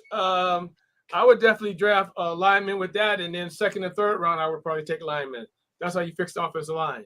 But seriously, I mean, yeah, that line is not going to fix itself, and unfortunately, like you said, and see, I I was all excited about Jones this year because somebody got with him with a training program. He slimmed down a little bit. So I thought he was gonna come in being the second coming of Joe Thomas. But you know what? Maybe he'll play himself into shape or play himself into a better season or whatever. But yeah, like I announced with the bad, that offensive line got a lot of bad. It's only because they've gotten old. So, and we already know age is undefeated in the NFL. For sure. Do you think Jones, he's adjusting to playing lighter? That's a possibility. That's a good, because he could be getting.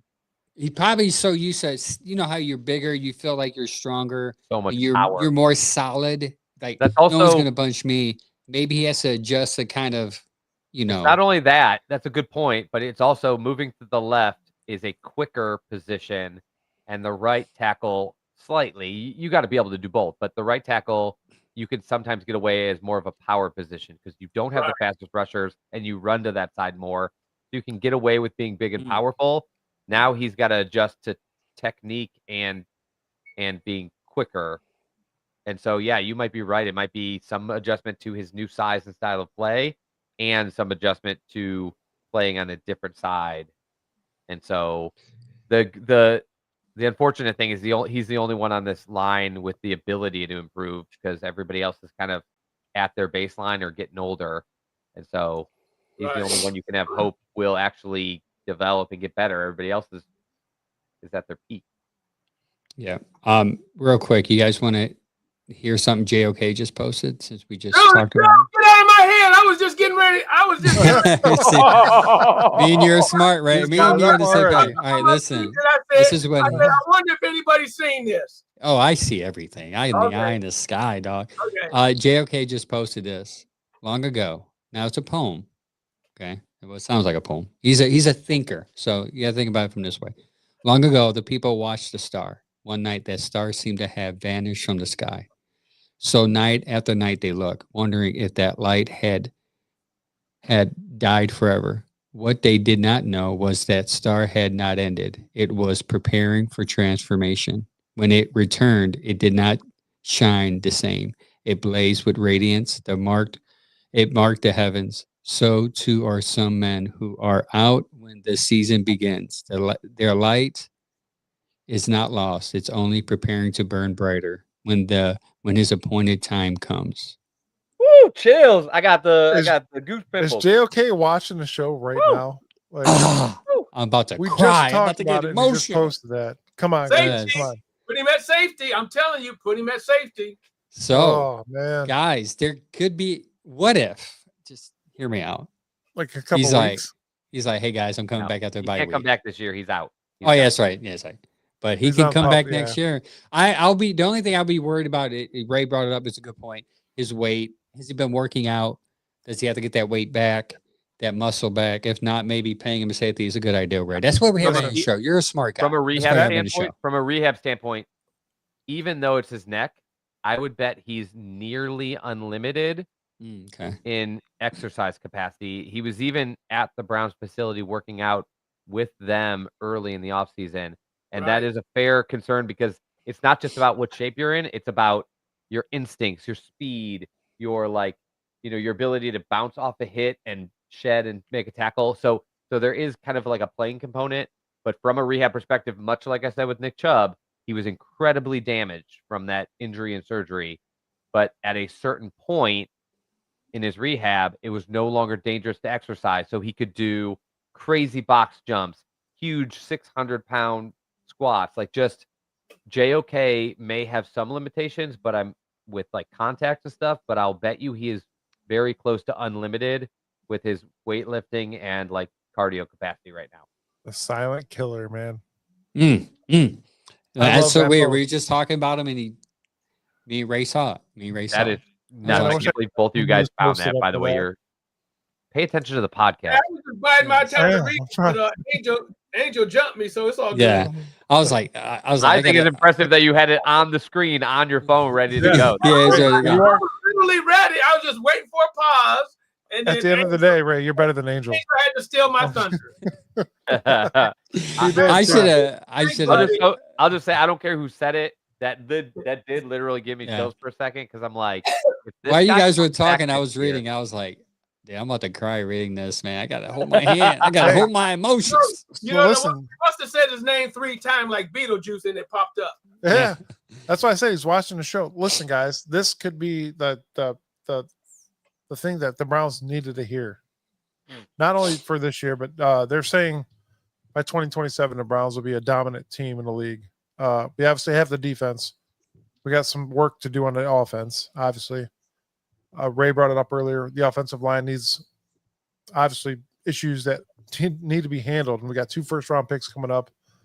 But man, hearing that from JOK shine some light Good. on the future backfield of the Cleveland Browns defense, which is, man. Yeah, it's good.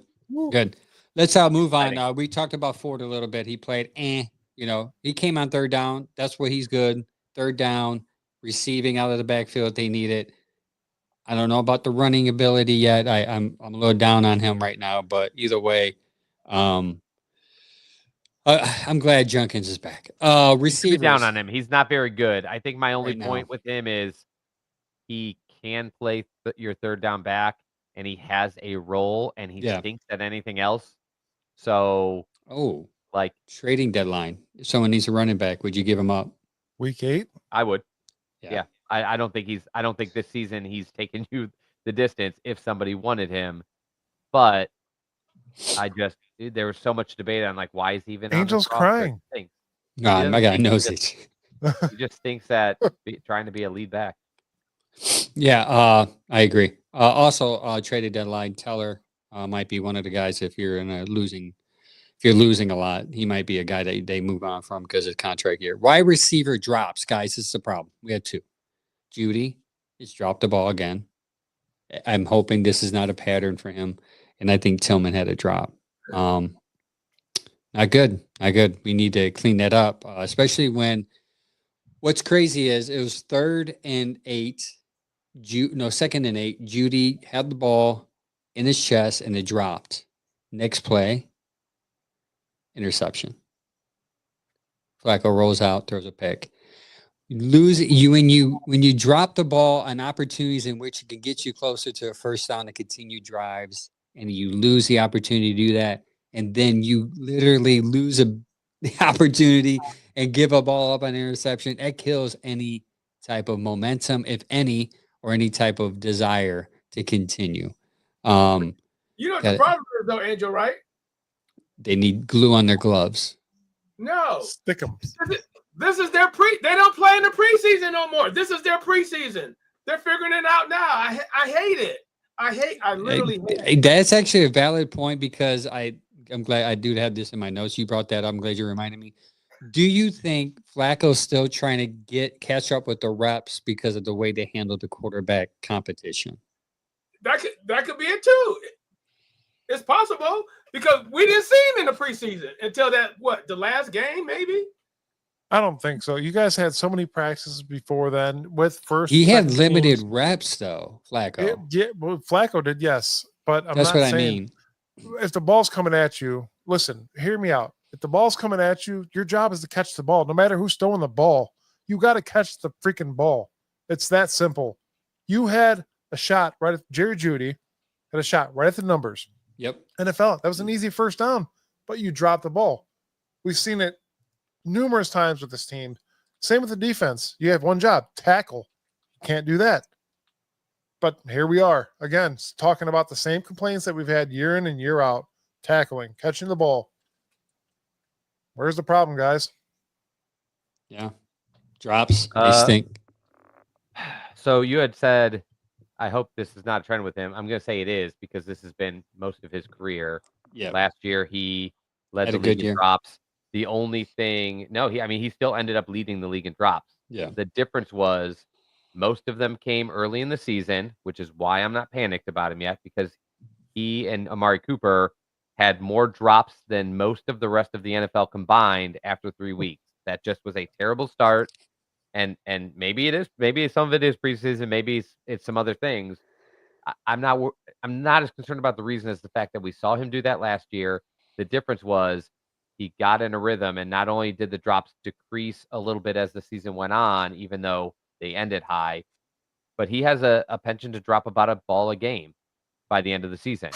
The goal is that those get out of the way early and that they're less later. But the other thing was last year, as he got going after about 3 or 4 weeks, he just started to make plays. And it's very easy to forgive a drop on 2nd down and 8 when the next play on 3rd down and 8, you make a touchdown catch. Like, that's what's not happening. And it's much like we talked about with Baker and the Browns earlier. We wouldn't be so worried about that other stuff if our own agenda was better. If Judy comes back like he did last season and starts putting up 60, 80, 100-yard games and then has some special ones and then makes huge plays that help us win games, people aren't going to be like, oh, he drops a ball every game. It's like, okay, Yeah. who cares if he also has 80 yards and a touchdown? The problem is we stink. We're losing games we should win. The drops right now are Hurt. you could say a lot. directly lost the Bengals game, but killed our team in this game. So until he does something to even that out, it's miserable. And honestly, those drops, Flacco's interceptions, and then fluky things like the popped up balls and blocked kicks are actually creating a situation for our defense where they look like the end of 2024, where a team scores 21 on them in a quarter and they spiral because they're tired, they're beat down, they're probably exhausted mentally from watching an offense have that much dysfunction. And like we've all agreed, this defense is very talented. Do not take them out of the game. All you have to do to keep them in the game is not make huge forced errors, and the Browns just keep making them. I agree. Ray, what do you think, real quick? And then we're going to hit up our last segment, and then we're going to end the show for the night.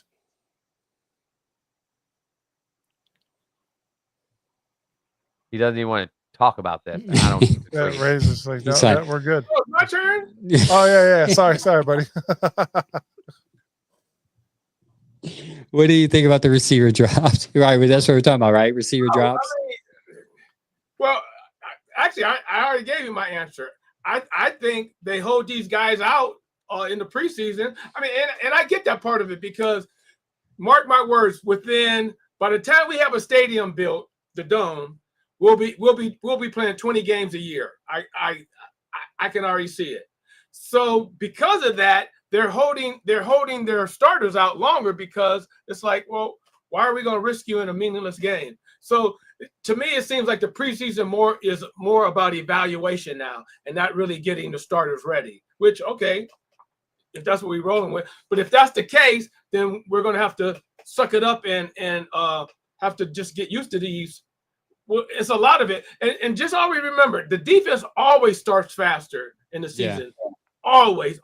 It always takes the offense a few, 3, 4, whatever games, to get everything, all cylinders running. So I think the drops is a byproduct of not enough preseason practice. And we're actually seeing the preseason right now in these next 3, 4 games. So essentially we're the Bengals. I ain't saying all that now, but yeah, okay. Let's go. Let's all right, go. On to our next segment. You have a in for this, or yes? Here we it's go. called the blame game.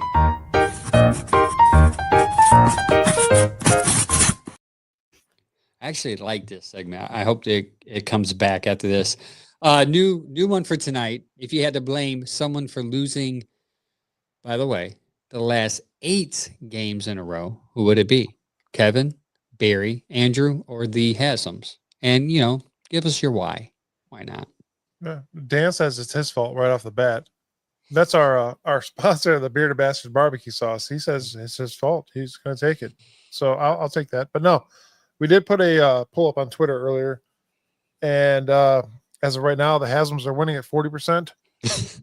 Andrew Berry is 36%, and Kevin Stefanski is 24%. Ray, what do you think? Yeah, go ahead. Go ahead, Ray. Of those three, why are we losing the most? Yes. Oh, I'm gonna go with the coach. Okay, so I'm just trying to think back so these two games and then the last 6 from last year. I mean, yeah, it definitely is well. You sound a little. Wait, I guess He's like, it's everybody. I guess we could blame somebody that's not here. I mean, that could work. But then again, Chubb didn't even play the last 8 games, so I can't. Well, no, I am going to blame him because he wasn't here. That's why we lost. That's a possibility. We've got one for Nicholas Chubb. One for Nicholas Chubb. He went off the board. I'll buy that from you right now. How about you, Mike? Mike, how about you? I'm gonna go. It's something that's not even really on the list, and it's if I had to pick one on the list, I'm gonna go with Stefanski. Okay, and hear me out. I'm gonna go with Stefanski only because play calling is part of the issue. It could be part of the issue. The other part is the players not being able to run the calls that are played correctly. You got check down guys. You got receivers that are open. They're there. You have to have the eyes on the field to be able to see these plays develop for that person or personnel to make the play happen. At the end of the day, the coach calls the play. The players have to execute the play. There is bad play calling at times. Yes, we've seen it and heard it on the show. Kevin, why the hell didn't you run the ball? Why didn't you pass the ball? So I'm going to go with Kevin and then the players themselves. All right, Chad. So we got one for Kevin. I am, since we're spanning 2 seasons, and I believe that the reason we lost, I mean, I didn't think we were going to win many of them, but maybe 1 or 2 more. I think a lot of those games at the end of last season, they wanted to lose. They let themselves lose for the draft capital's sake. Yeah. So Tanking, in other words. And you can tell by the quarterbacks that were on the roster. Yeah, they put in the quarterback that I think everybody believes did not give them their best chance to win. And so if you're really looking at why did they lose 8 in a row, I'm going to say that comes from some of those games they didn't win at the end of last year. And I'm going to actually put that on Barry because I think Barry, you have to get a go ahead on this from the owner. And that's why I was like very torn on taking him. But I do think it would be most benefit to Andrew Barry if they finished in closest to last place and got the highest draft pick possible. And to his credit, he did what he thought he could with those picks. But I'm going to say that was the biggest person responsible for losing so much in a row is Andrew Barry because he wanted that tank so he could get the pieces he felt he needed to turn this team around. So did you see that comment real quick? Guys. Thomas Howard. Put it up. Put it one up. for Barry. Put it up. That is the person to blame. Right there. He's not on the list. I mean, that's who the players were my on the argument, list, Chad, I was going to say that's who should be on the list. It's He's the in special trouble. Teams. He's in trouble. He's Yeah, bad it's last the special year. teams. He's Bad bad last now. year. And Tom, what's his name? Lance Reisling. He said something today about the special teams and how Isaiah Bond's inability to get positive yards on what Carter would have gotten positive yards on punt returns. He would have flipped the field a couple of times. And he had a term, and I promise you, I'm going to listen to it again and write it down, of how important it is to flip the field when your opponent's at the 2 and punting it to the 50. Bond let it go, and it bounced to the 30. So those are negative special team plays that happens. And Bubba is responsible for that. Missed field goals. We talked about it all last year. Missed field goals. Whose fault is that? Bubba. Well, we missed a couple of games this year. Why? We missed a loss last week because of Bubba. We pump Bach. Bubba. Listen, it's special teams. He should be on here, but because he's not on here, I'm going to answer the question correctly. And I agree. I wanted to go with Kevin so bad. And I want to tell you why I want to go with Kevin. The offensive turnovers, 26. You need to know who you have. Stop throwing the ball 45 times with Joe Flacco. Just stop. Stop it now. He threw 45 times. It won't happen again. Back-to-back plays. I bet you it doesn't happen again. Yeah, because the cue's there, so there's a safety there. Mm-hmm. He threw the ball 45 times, 2 interceptions, back-to-back games. Stop doing that. He's 0-8 the last 8. He's on an 8-game losing streak as a coach. Minus 25 turnover rate over the last 8 games. That's part of the defense too, by the way. They don't get turnovers because they can't catch. And they're averaging 13 points per game. I wanted to go with Kevin all I want, but I agree with Chad. It is on Andrew Berry. Because the question is the last 8 I want to games. change my answer. Wait. Hold on. Sorry. Go ahead, Ray. No. You're changing your answer too. Hold on. You know what? We graded this guy a B+ in the beginning of the season for his draft grade this year. How do you guys sit here and legitimately blame Andrew Berry for? I'm answering specifically to the question. I think we lost 8 in a row because you wanted to lose 8 in a row. You wanted to lose. You're not 6 going in to a row. convince me Kevin Stefanski couldn't win one game in December last year. If they wanted to try, they didn't want to try. They sat Jameis Winston for a worse quarterback. And that's why, to answer the question, I don't think he's having a worse performance this year. I think because it includes last year. Yeah. And actually, the only reason I said I wanted to change my answer is because I was hoping we would hit all 3 because Haslam is at fault. Barry Haslam. Fault, I mean, Kevin's at fault. I agree, Haslam, but I think Haslam's such an easy answer because he's the one that played the quarterback, that puts you in a position to have the talent that you currently have on the roster. And again, guys, I want to encourage you, and I don't get paid for any of this. Pay the $10 a month for Brown's Film Breakdown and watch the film. And you would understand why Kevin can't call a play to save his life because the offensive line can't save a quarterback to give him enough time to read. Now, mind you, I'll let you know the Baltimore's defense played. Here's my issue about Kevin. It just reminded me what I want to say about Kevin. Kevin did not have a good play call against Baltimore. You play this team twice a year. They know you. You have to have motion. So last week they were number 3rd in motion. This week they were 21st in motion. You have to move things around when you play a foe that you play twice a year that knows you. Do you wonder if they had so much motion last week, they put up 17 points and they said that was confusing. That didn't work. Maybe that wasn't the play. And this week they were like, oh, it actually was fine. We blew it. We shouldn't have moved on. Hey, because if you look at watch Kevin's the 22, and you can see the first play of the game, the first handoff of the game. You had the right side end point to Patrick Queen saying, "Hey, they're running over there." And where did the Browns run? Exactly where Queen ended up because the other guy told Queen where to go. They knew the play calls. They knew how to scheme, and they knew how to line up. Kevin has to do a better job at disguising things, and he has to go bring back pre-snap motion, especially against Green Bay because that's a better defense. Sorry, Ray. It's just ironic. It's just ironic because part of some of the past problems. I'm sorry, Ray. Chad got a new mixer, so he's so excited to talk. Part of that problem, Ray went first. Ray, you went already. Part of the problem is Kevin's been criticized for because why are you doing so much motion? Why are you making this offense so complicated? Deshaun Watson couldn't function in it because it's too much. Simplify it, and you got to find a balance because you can't totally simplify it, or you end up with exactly what Angel said. They know what you're going to do. So you have Joe Flacco here because he's the only one in the building that could run a very complicated offense. Do it. Use it. You put Dylan out there and he's not quite ready for that. Sure. If Shador ends up in and you're like, we got to make it what will work for him. Nice, easy plays. Sure. But you have Joe Flacco here. And the only good thing that he has going for him at this age and skill level is he's very smart and he's very experienced. Throw the most complex shit you can out at these other teams because that's the only thing you could possibly do, I think. I agree. Ray?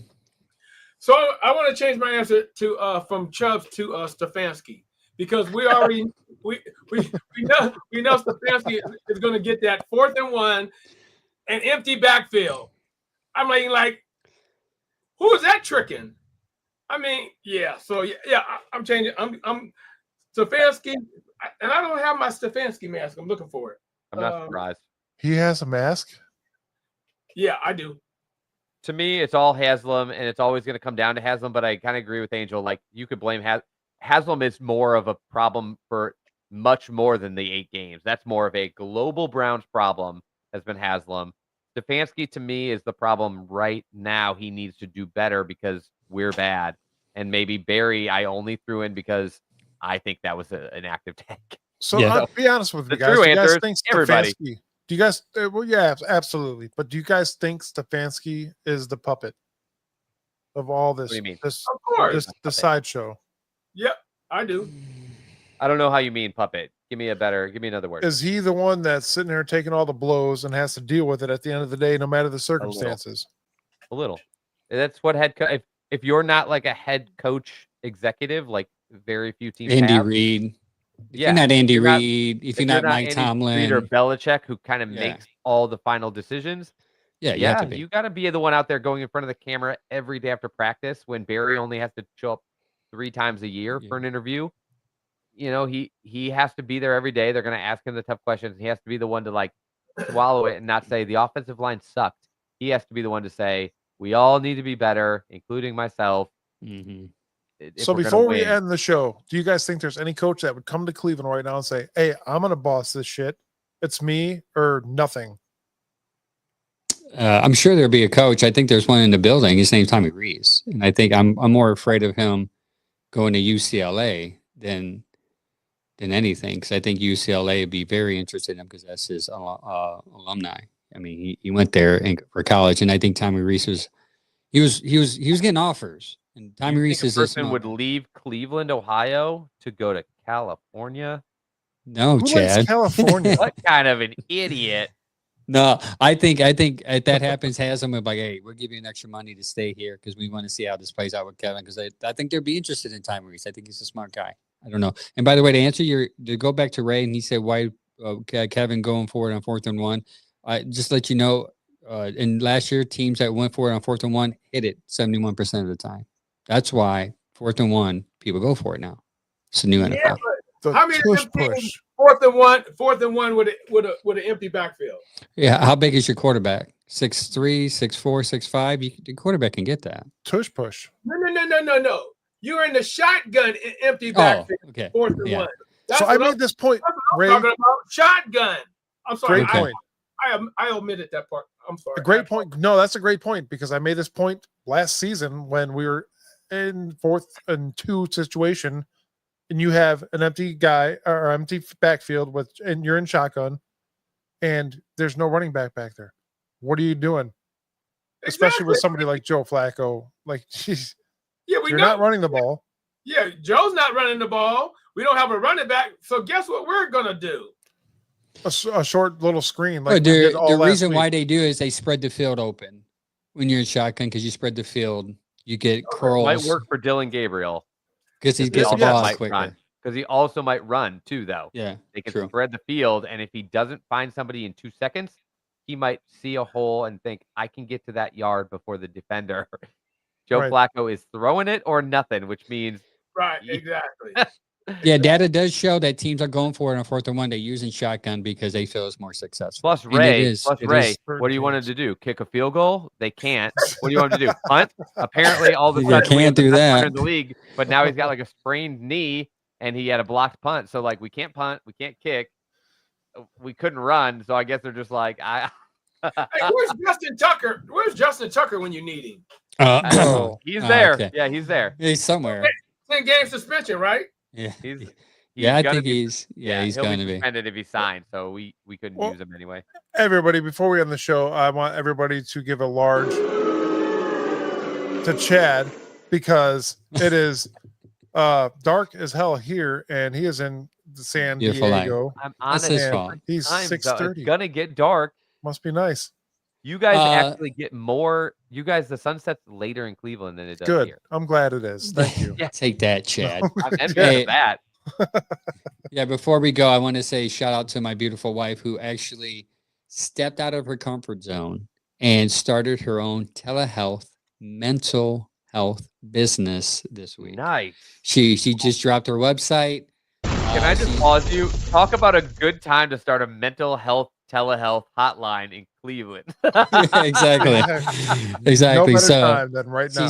she's her own boss. Brilliant. Hopefully she'll work less and I can do more podcasts. I told her specifically the day I need off more is Thursday because I would like to be on Ray's show a little more when he invites me. I feel bad because he invites me. I'm like, hey babe, what time you work? She's like, well, I work from. I'm like, oh crap, I gotta tell Ray no again. Angel, But, you know Tim that's on my show. Yep. He does the same thing. What therapy? Mental health. Mental Yeah, health? online, whatever. Yeah. He does the exact same thing. And my Well, wife's been good. doing it Now for that we know 15 two years. She people, loves we it. could all use some mental health on this show. Have Yeah, a mental You're health gonna need it, conference. Cleveland. Hey, I have a psychiatrist, so I'm good. Yeah. All right, guys. Thank you for tuning in. Thank you for commenting. Thank you, Ray, for joining us and giving us your takes. Don't forget Thursday, what was it called again? The Addicted, the Podcast. Super Fan The Podcast. addicted. I thought Everybody definitely needs therapy. No, the Super Fan Addict. Sorry, I was just Right. thinking addicts. That's why. Either way, it's a great show. Every Thursday, man. Tune in. He's a good show. Thank you for. However, I will see you tomorrow, Angel, Oh, you being on the show. because we're sitting in helping Dustin out on the. Yes, I will be on the Here We Go Brownies podcast again, and we are actually going to be interviewing Cameron Thomas. Cameron Thomas. Yeah. Yes. Defense end. Yes, I sent my questions to Dustin. We Hopefully, made he a big uses play some of this them. past game. Yeah. And So tune in. I have Walter Beach from the 64 championship team on Thursday. Tune Lucky. I'm gonna That's a- contact you for that info. But yeah. Thank you, everybody, I'm for kidding. supporting the show. Yes. Shout out to our TikTokers. We hit 500 over yesterday. Actually, we're about 530 on YouTube. Keep on following us on those socials. We're close to 7,000 on Facebook. Thanks, everybody. And where we're at in X, Chad. We're creeping up on 800. 570? Hey, look at that. Yeah, you're right. You guys, the support means a lot. Continue to follow us on all platforms. We appreciate it. Until next time, like always. Go Browns. See you Go. guys. That sounded good. JOK will be back next year. Oh. Oh, we're so bad at it.